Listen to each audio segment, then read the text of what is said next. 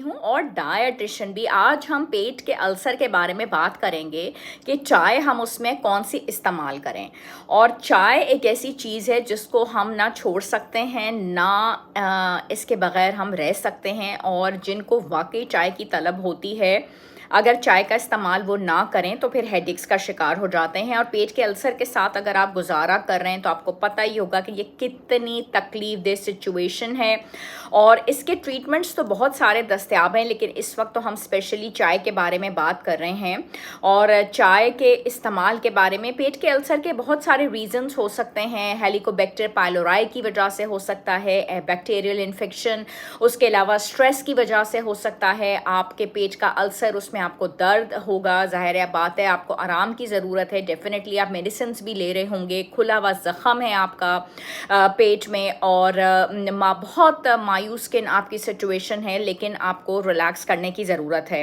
और सबसे बड़ी बात यह है कि आपको इस इन्फेक्शन की वजह से आपके बहुत ज़्यादा तनाव अगर है तब भी हो सकता है। बहुत सारी कोई आपने ड्रग्स ली हैं, सिगरेट स्मोकिंग की है, that can also be the reasons. तो उसमें जो अलामात अब आपके हो चुके हैं, उसमें आपको मतली है, उल्टी है, भूख नहीं लग रहा, वज़न भी आपको बिल्कुल कम होता चला जा रहा है, ये उसके रीज़न्स भी हो सकते हैं। और पेट के अल्सर के लिए जो बेहतरीन चाय का आपको इस्तेमाल करना है, उसमें अदरक वाली चाय, पेपरमिंट टी, ग्रीन टी, और बिल्कुल आप चाय का इस्तेमाल कम करके लेंगे, आराम आराम से लेंगे, घूंट करके आप उसका चाय का इस्तेमाल करेंगे, बिल्कुल रिलैक्स होके, बहुत ज़्यादा तेज़ गर्म ना हो और चिकनाई वाली, मिर्च मसाले वाली चीज़ें तो बिल्कुल ना हो।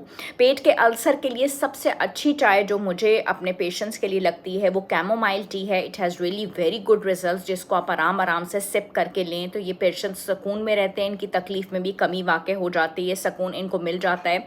इसके अंदर वो खसूसियात हैं जो कि सोजिश को दूर करती हैं, तो इसका इस्तेमाल किया जा सकता है और शिफायाबी भी जल्दी मिलती है और दर्द को भी अहम करने में ये मददगार साबित होती है।